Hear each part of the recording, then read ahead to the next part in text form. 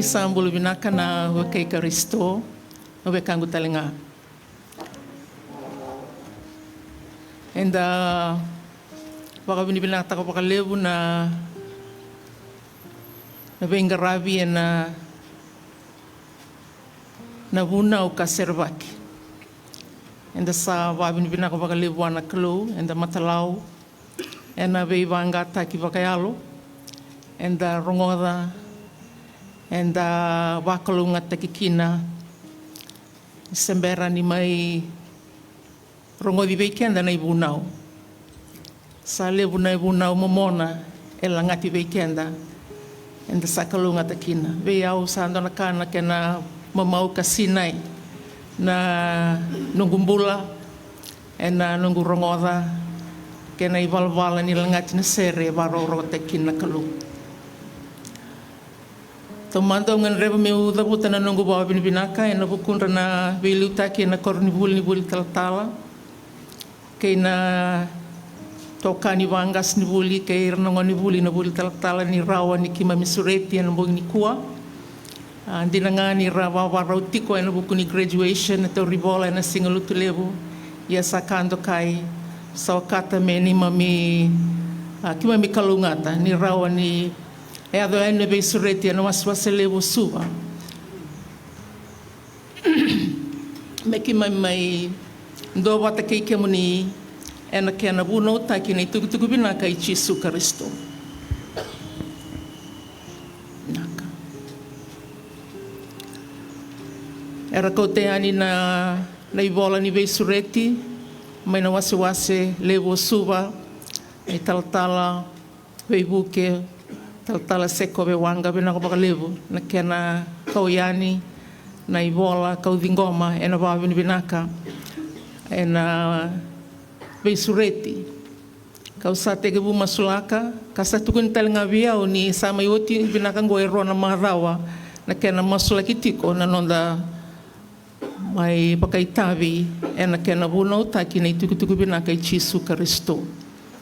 Kau kila talenga ni ngauna sarangaongo e retiko e na powerhouse so era masulaka tiko na bosa ni kalu e na baro kamuraki sakali ki na babini binaka e na lumani waswase na komite ni veivalo tutaki ke kemdo ken sarne taltala na ibagatawa na komite ni veivalo tutaki e na kena baro taki wakayalo e na vei masulaki na ngauna bimbiongo. Kau saba binibina ko pakalebu ni masulaki tal chik ngamai na nungumbula e na buku ni tukutuku binaka e na puna utaki e na mbongi ni kua e na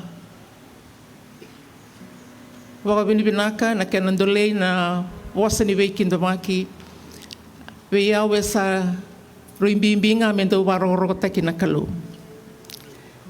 e sa ruimbimbi me rongo lebu chuko nga na yadai Jesu Kristo. Ni usua ingani vakavaka, sando dulu nga me tok nga ina dono ponua nga e waroko teki kina na kalu. Ia ko babini binakataka ni kindabaki na bosa ni kalu, ni kindabaki na talai ni kalu, ka waroko teki tiko na kalu ina bongi ni kua. Sada puteki na babini binaka, e na kena waroko teki na kalu sanoi taki, na bosa e na buno taki e na waroko teki tiko ngaki na kalu kalaveti ki na kalu me lebu na yalo e wasukai me lesu wana kalu e na mbongi ni kua kena mai wakabui na mbula o wabini binakataka pakalebu ni tundo nusartungana wasiwasi osuba e na kena mai tekebutaki na wakasosolo ki pedeliema Kando wato kaitiko na ngauna ongo, say this season, it is an Advent season. Teke butaki na matay ni December, sa iko ay nasinga na noa. And the wana singa tambu, wana marawa, e veitarabi, and the wato kaitiko me Advent season. Se ngauna ni wawarau, se waksosoleani ke pedeliama, na ikalima ni singa tambu, saikoya na singa ni sudu Anda ba bina ka umaro ta ka levu ni rawa ni umai tiko e nambong ni kua ka uban dina takatiko na vevere ni nonda baba rau yani sengolanga ni baba rau ni dona singa se rona singa ye baba andona marawa gona non rei awa o ira nangase karata yo butaka mai na lotu waka risto e na kena sa beauty Jerusalem mai na lotu waka risto ka sa tekebu me nawayani na nrua se na takia se na wanga sa sokotakayani e dona bura ka senga ni kilaikina na yadongo Chisu Kristo kara nakita me mbalabu na ngauna ni baba rau yani kina na ngauna e waka na lumikina na nona singa ni sudu na ngoni turango Chisu Kristo senga ni bimbi na tikini singa e senga ni bimbi na tikini singa na kaya bimbi tiko na kaya maiado waka e dora na kalu me waka na lesoni e na rongoda tiko e na e kabniko e da babili binaka da marau ni saiko ngona i tuba ni wasu levo suba kena vei tamba daka kena italtala kena kena wakatawa e da sama indua bata e na kena marau taki na singongo e rua na ka e mbimbi tiko e na nonda mai wawarau na anda raida ni na lesoni e wiliki weekenda e tauri mai na kospeli binaka sa vola kuchoni e rosa nga vulkandua na wasa ni vola ongo na matai ni tikina e kauti kenda lesu o nangase ngo choni kina ibaka tekebu ni kalongo e mbula mai na iba tekebu baka enda kila e na iba tekebu sa mbula ko koe na bosa asa tiko bateke na kalau ko koe na bosa asa kalau ko koe na bosa ia e na choni ndua tinika ma enda mai wilika kina ni bosa ngo ya sanga mai yado me tamata enda railesu e na rona undolu na embaki saoti na kalau ka tiko mai na ibaka tekebu asa maiado metamata e ana wuni nonda raida lesu e na rona undolu na embaki saoti na veika e mai baka edora na kalau ka tiko mai na ibaka tekebu asa maiado metamata ia na kena na oti ni wasa ni bola tambongo na choni wase rosa vulkandua tikine rosa vulkarua ni sembera ni biutir na tisai peli na ngoni turango Chisu Kristo e tarongiko e opita endo na taro gai wango na ka wase na ngoni turango Chisu Kristo sakai wako Chisu ke baka kau sabi na kata membula tik nga ko koya kaya dhova na singa kau na lako talmaikina adhava ongo veiko ko iko mumuriao saka ni balmbale na nonda railesu ka baka tal nga kina na isau ni taro ataronga chiko o pita vei Chisu Kristo membaleta endo na tisai peli ka tu rabita na serei Chisu Kristo o choni o kwa saranga ka bola na kospeli ongo Abada bokoya na bada ba ngasingo choni ya sangai bosa biko Chisu kai voa ke baka ka usabi na kata membula tiko nga kokoya kai doba na singa kau na lako talmaikina adaba ngo veiko ko iko mumurio nga ken manbale na dona ngauna ena lesu talmaikina no ngani turango Chisu Kristo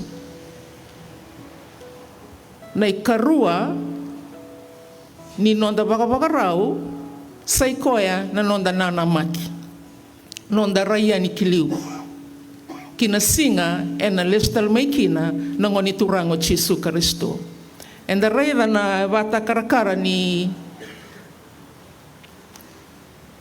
kalokalo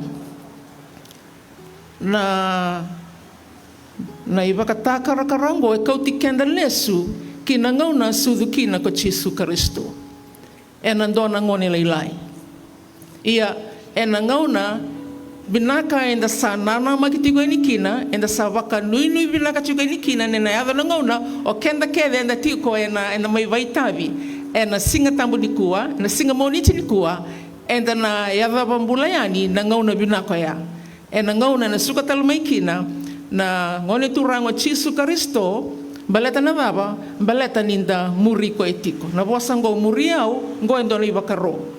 A bakaro ti pitakina, na ngone turango Chisu Karisto, me avava na ngauna ules talumaikina pita, endo chiknga na numitavi. Oi ko muri au chiknga. Sei ko ya na kaenda na kabatiko na waswase, levu osuba. Ena kabinikua. Mai na singa na noa, na singa ni kua ke robita lo tiko mai ke na toranga na tuirara levu na beiava era sa buta tiko enda sa maslaka tiko me dava na singa tambu ena ke na laki songo tale na nonda railesu ke na nonda nana makiani ki na ngauna binaka esa warau takatu na ngoni turango Chisu Karisto ena nonra lestale mai na tiki ni mola tambu enda rongo lesson tiko kina enduanga na tikina na veika e bakambimbi taka nangasengo ochoni ena yatu bosa ongo ni salomani ira na kai bura baka ongo na kalo na yatu bosa ongo na ka embimbi taundua sena bosa na baka sama embimbi taundua ena yatu bosongo saiko ena kalo. God is the subject. E ana ka embimbi taundua ena yatu bosongo. Ia rawa ninda wase wakabida na baka sama e umanitiko ena tikini bola tambongo. Na imatai saikoya na loloma ni kalo e taudoko. Na loloma ni kalou e taudoko. Me waka enda sa wilingustaka ni sa lomanira na kai bura waka ongo na kalou. For God so loved the world. It's a complete. Dona loloma e taudoko. E maudakona. E senga ni baka mele I rawa. Na bura ka bola tiko kina nangasengo choni endo na bura era baka mbombula takikina o ira na lotu baka risto ka baka talnga kina ve ira na chiu. Ia bola tiko choni bola tiko koya ena dona bura e bora. Dona bura ni ve baka rarawataki. Dona bura era senga ni koneki na baka vengo.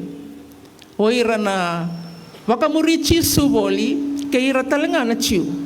Ia e volati ko choni ena choni tolu tinika ono ni bura ka vilu takikina na matantu lebungo Roma na bura ngo elo mana na kalu.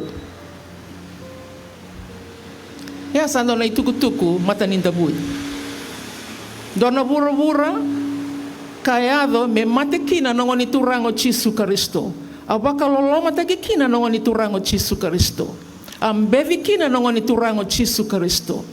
Ia bola tiko na ngasengo choni ena nona sokumo na itukutuku binaka Chisu Karisto varai takatio koya na bura ni beilutaki sengwala ngae na ngauna waka Roma. Na kena vei taratarabi sambu mai me avevi kenda e viti na singa indai kena vei tamata e na ngai muri mai na vei bura keda ni vei liutaki se vakadava na kena vorvora elo mana tiko na kalu veo sando no tukutuku e vei vaunge tindina ninda raida na vei ka e tungo i bura na vei valvaluti e tungo i bura na ito e so era ito kina dona sana so era tundo nunga era senga limbale kina dona vanua e se vanua dava itu kina na bura ni veilu taki ena bura enda mbula bolikina na itukutuku binaka e waseti ko nangasengo choni veikenda ena mbongni kua ni wura ya e lo mana tiko na kalu. E kawaitaka tiko na kalu. E mosita tiko na alo ni kalu. E ke baka sandina ya era baraita ko era nando rakaba na do wili kana kende wili na lewe wura ke baka indina ni 8 bilioni. If we have 8 billion people on the face of this planet Earth, na kalau lo mana tiko na 8 billion. Se mata tamata dava, se mata bakambauta dava, se rave medaki, se rave lamani, se vada batunan rakinimbula, enda mbula kina. Butuni au, se rabua, enda maboa, enda kolai dimba, ena ivalu, ena beika keve, kau tatiko mainan rakinimbula duindui, ena bura, enda bula kina, nangasengo choni. E banda itaka tiko na bura ni bei liutaki, ke ira na liutaki, o ira na waga mumuri boli, ngoenda na bura e lo mana tiko na kalu. So God's love is holistic. E senga wale ngaya, ke waka enda na bawilika na nonangai waka yatu tutaka chiko nangasengo ochoni, na bei tal no ya dundua, e toka e na wola ichoni. Veira na liutaki, o ira na bakalolo mataki, o ira na chiu, so ira na lotu baka risto.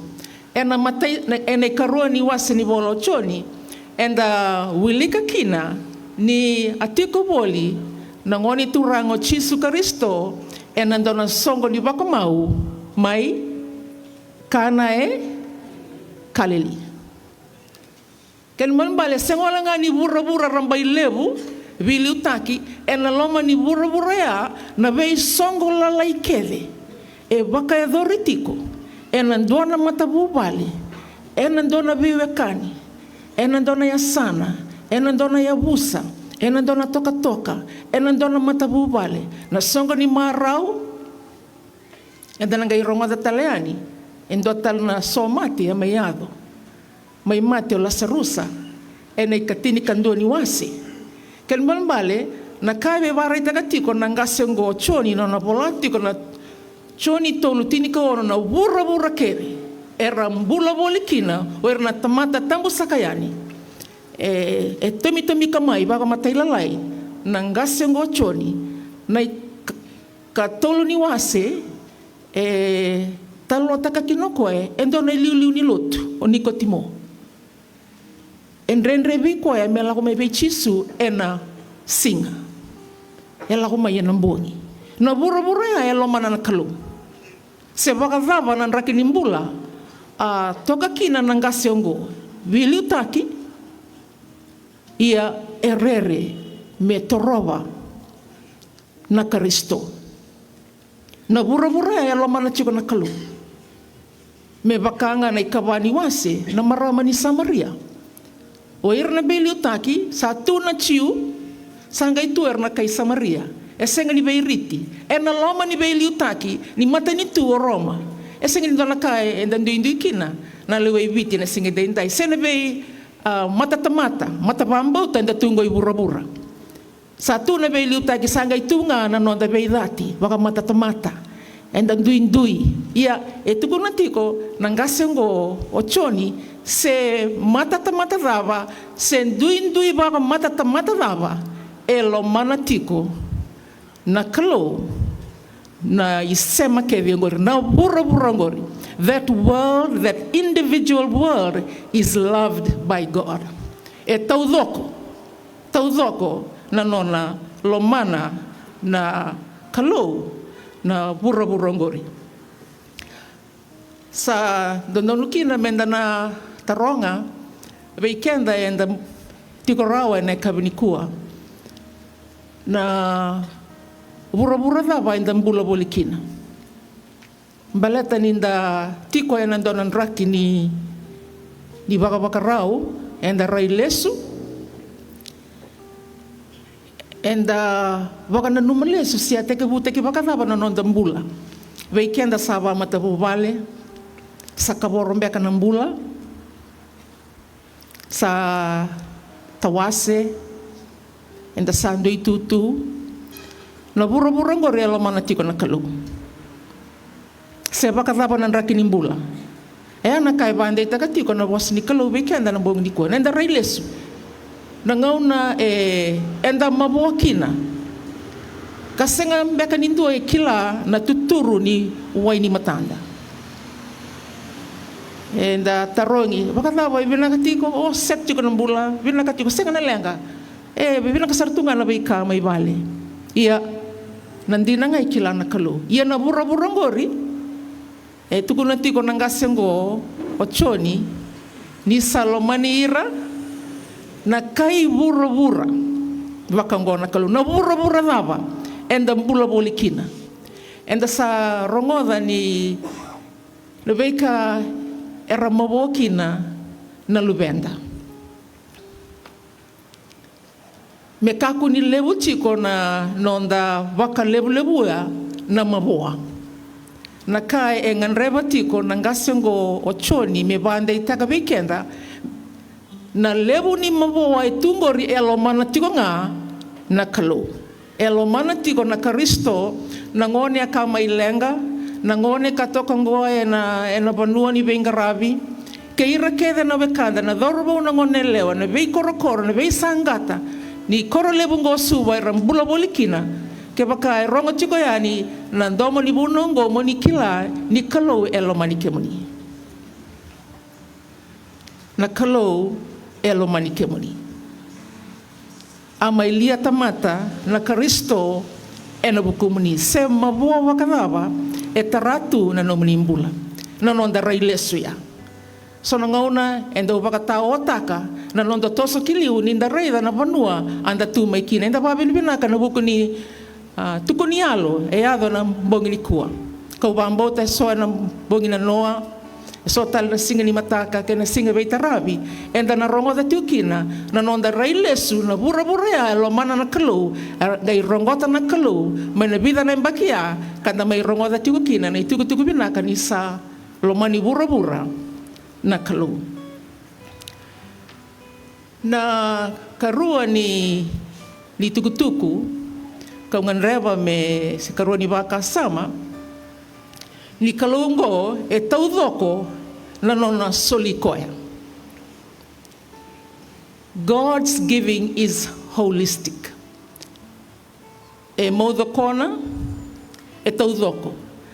Balata na tikini bola tambu ka volati ko nang gasengo o choni dua tinikaba sayado metamata kokoena vosa. Kasa tiko bate kay kenda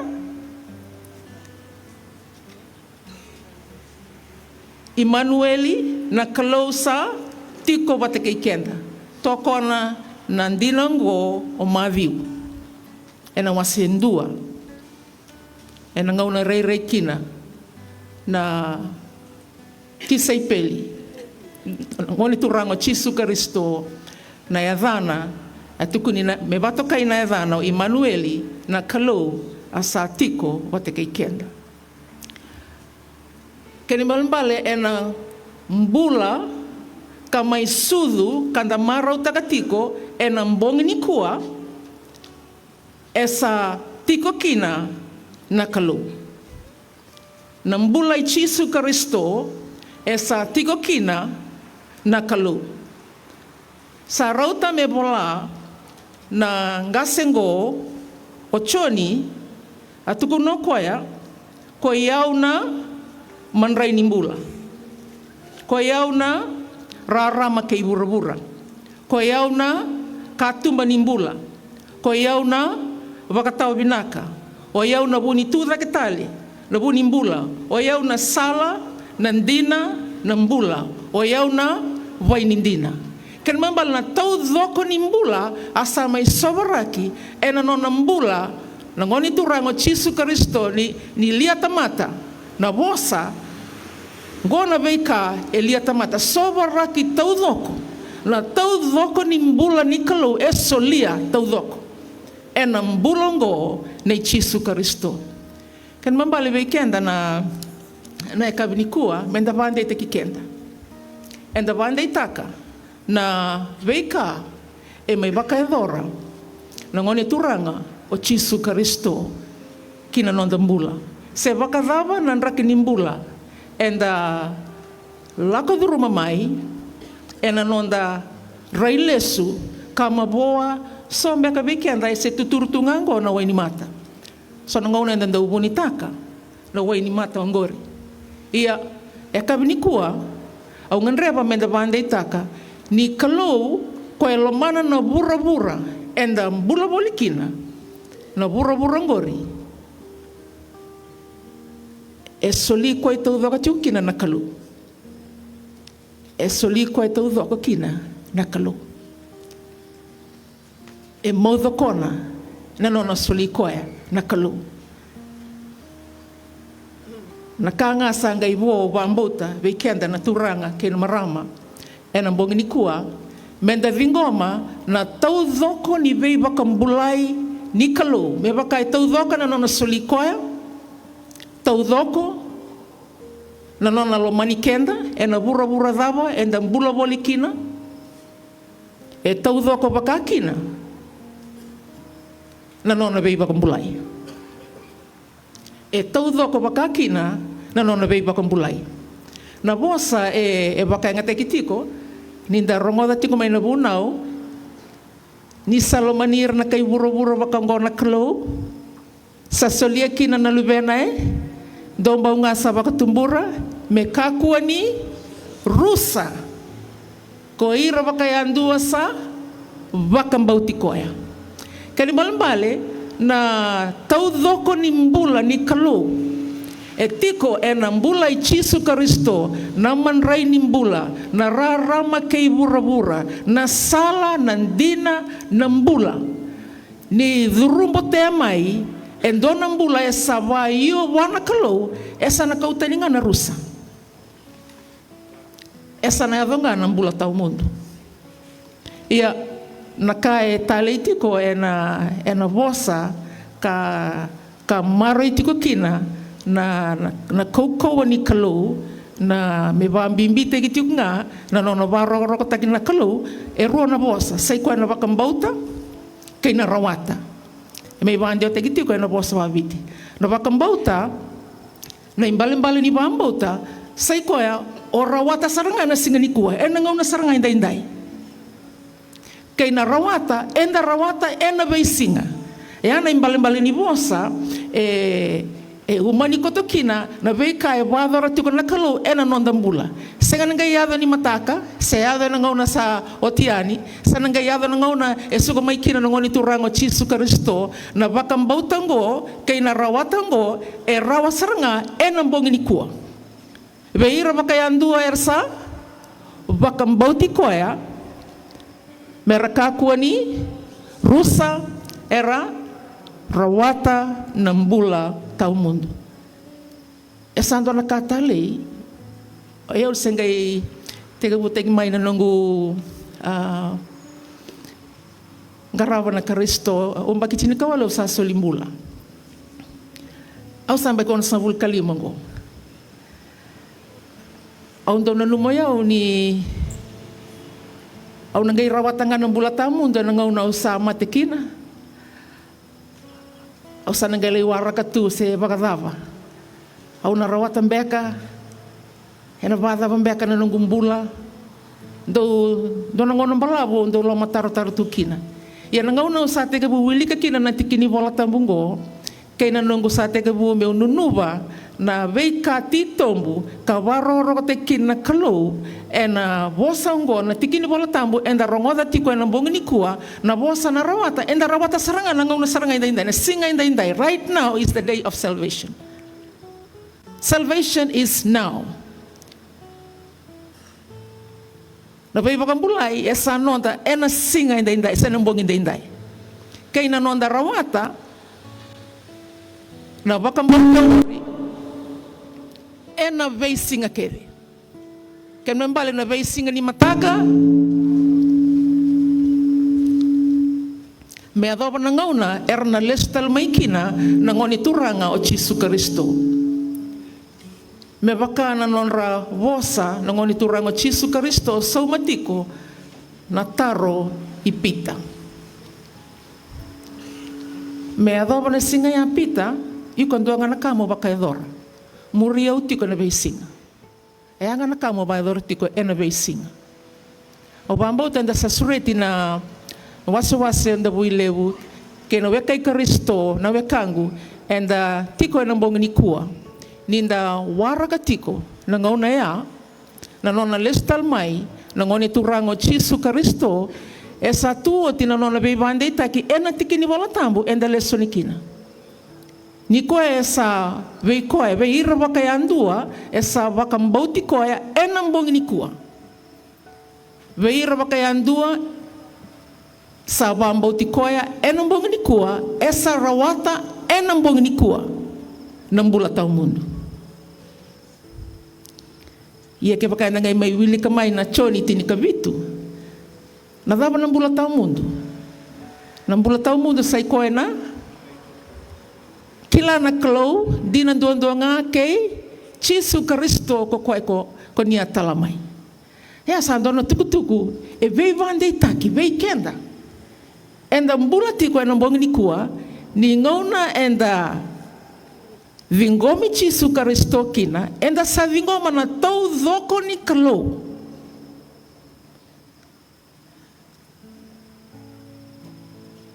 Enda vingoma na tau dhoko ni loloma.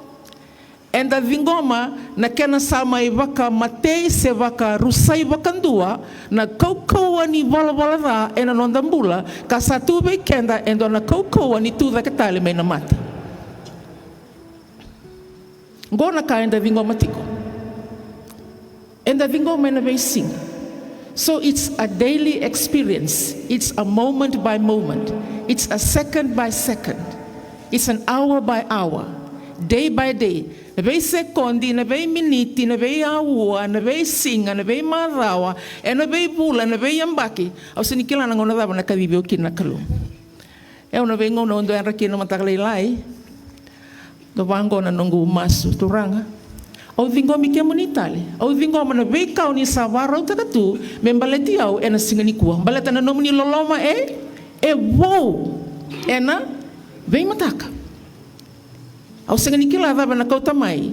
Endo na singa vei au. Ia na kanga o kila. Ni usa vingomi ke moni Jesu Kristo moni nongu turanga kaiba kambula. Na vei kake e dona sotaba ni ena loma ni dona singa e wow. Mbaleta ni vingoma tiko.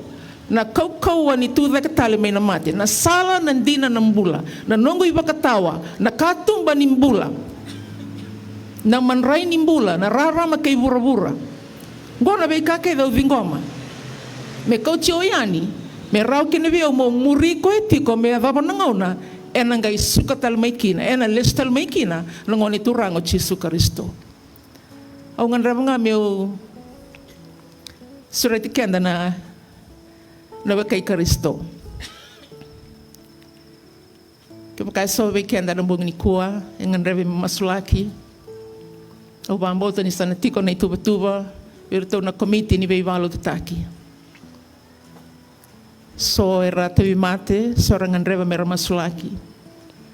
So rangan rewe mera mai bande itak nga. Na nonra wakanda itaka nira sarawata ng bula tau mundo. Baleta nirsa vei kilai kei na kalau na tamanta karsa kilai Jesu Kristo na lubena. Choni tin kabitu tikin ay tolo. Kausa vei sureti rarambakina ke pakai soengan reva merna masulaki sena bonongan itu kina ni bande itakatale na maso tingo na waro masu ona masulaki kenda. Ke pakai soengan reva merna ngole raki mai merna mai masulaki mera bande itakanga ni rasa rawata na mbula tau mundo. Ni rasa rawata na tau dhoko ni mbula. Na mbula katu buana kalau esa sobraki. E na mbula i Jesu Kristo. Ngauna era vingomi Jesu Kristo kina ersa vingoma na mbula ongo. Kau sabe sureti kina, se oni tuda ke tunga mai eno vanua oni chiko kina kau ni nganreva moni vande itakatale na no moni bakambauta ena mbonga ni kua moni tukuna wana kalau turanga waya ungo Ngo Mereia, na vengo Mereia. Ngo Chone, ngo Susana, ngo Akisi, ngo Chermeia, ngo Lewa, ngo Mbuna, ngo Tukai. Au sasuliu talebe ke muni. Au sa vingoma. Na lupe muni ko Chisu Karisto sa vingoma na tau vako nimbula. Kau na vingoma tiko ngā mea dhava na ngauna. Oni na lestal mekine ke baka sembera na nomni lesumai oni sayado na ngauna oni na kavivi au kina au na lako e nandei au na lako e na bakazengu mbaleta na nomni vosa kabuna utake na mbongi ni kua au sarawata nambula e na veisinga satubi au na bakambauta e tau dhoko e na veisinga kau sarawata kina nambula tau mundo ke baka sayado tatolo na nomni kali kasembera na nomni lesumai se dava ngana vanua enda tukina na mbongi ni kua au sanganreva meu na maso na ngaunango ke bakau ni vena kata moni na masulaki ni butungu talenga baleta no bura ni tiko kinangori no bura e loman na kalu no bura e loman na kalu no bura e soliko e tau dako kina kalu me tau dako kina nambula me darawata kina nambula tau mundo ia ena bula ni veisinga enda lako duruma ena nona koukoua se vakazava na raki nimbula ena na lako duruma esa chuknga kina na Karisto Immanueli na kalau sati ko batikikenda savono takina no mlibosa na kalau maslakir na turanga na marama Dorbo ke ngone lewa na vanua era dambe bolikina oni sakila vakabinaka na non rabutungu ena loma ni butungu ngore ni loma ni rati kana kalu koni loma na bura era tiko bolikina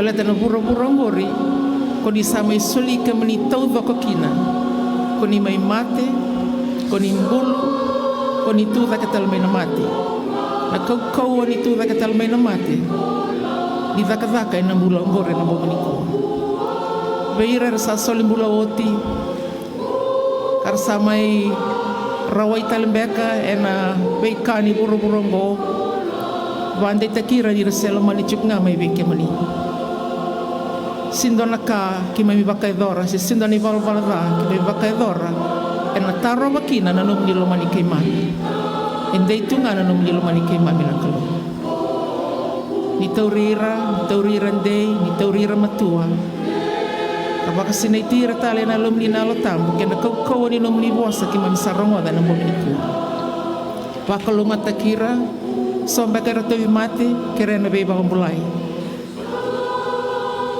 sombe karatangi ni tavo e na wain matana sole no vakadengu sole na marau sole na reki kasera beka ni matabu vale kare ni kota mai le vei lomani le vei vakando vatataki ia ke vakasa balabu na vei waki sa tutale na vei matabu vale ia na vei matabu vale ngor na kalo ni setik ngaki